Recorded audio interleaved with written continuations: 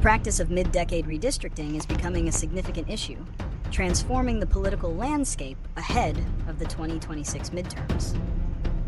This is a highly unusual development, as congressional maps are typically redrawn only once every 10 years following the census. The current state is a tit-for-tat battle, largely initiated by Republicans in Texas, who are aggressively redrawing their maps to gain more seats. This has prompted a direct response from Democrats, particularly in California, where Governor Gavin Newsom has proposed a countermap. This partisan arms race is not limited to these two states. Others, like Ohio, Missouri, and Florida for Republicans, and New York and Maryland for Democrats, are also considering similar moves.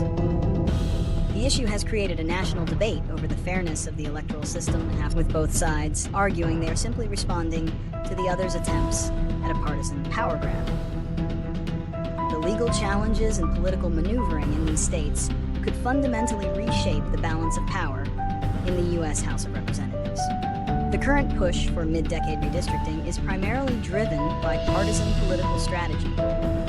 The main reason is to secure or expand a political party's control of a state's congressional delegation before the 2026 midterm elections. In states like Texas, the motivation is to lock in a Republican advantage. With a slim majority in the U.S. House, the GOP is seeking to create more reliable Republican districts to protect against potential national swings in voter sentiment. This is a classic example of partisan gerrymandering, where politicians choose their voters rather than the other way around. Conversely, in states like California, the motivation for Democrats is a direct retaliation to the Texas move. Faced with the prospect of losing several seats, California's Democratic leaders are trying to use a similar strategy to create new Democratic-leaning districts. Meanwhile, other states are redrawing their maps because of court orders stemming from legal challenges under the Voting Rights Act, further contributing to the national redistricting war. The most immediate consequence of mid-decade redistricting is a reshaping of the political map before the 26 midterms, likely increasing partisan polarization and leading to less competitive elections. This tit-for-tat battle, with states like Texas and California drawing maps for partisan gain, could cement party control and make it harder for voters to hold their elected officials accountable. Another significant consequence is the potential for voter disenfranchisement and confusion.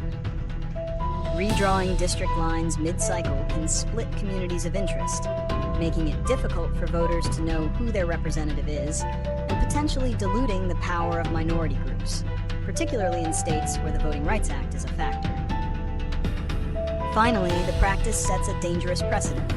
By normalizing mid-decade redistricting, it could lead to a cycle of endless map wars, where the process of drawing lines becomes a permanent political weapon rather than a once-a-decade population-based exercise. This erodes public trust in the integrity of the electoral system. There are several potential solutions to address the problem of mid-decade redistricting and the partisan conflicts it creates.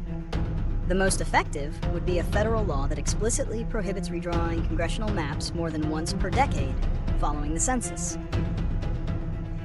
This would create a national standard and remove the political incentive for a tit-for-tat approach by states.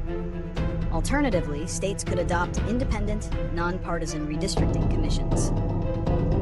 These commissions, made up of citizens instead of elected officials, are designed to draw district maps based on non-political criteria like population equality, compactness, and the preservation of communities. States like California and Arizona have already implemented this model, which has been shown to produce fairer, more competitive maps. A third solution involves litigation. Courts can be a powerful check on partisan gerrymandering. As seen in states like Ohio and North Carolina, judicial rulings can strike down biased maps and force a fairer redraw. While this approach can be slow and expensive, it can be effective in states where there are legal principles on the books that can be used to challenge a politically motivated map.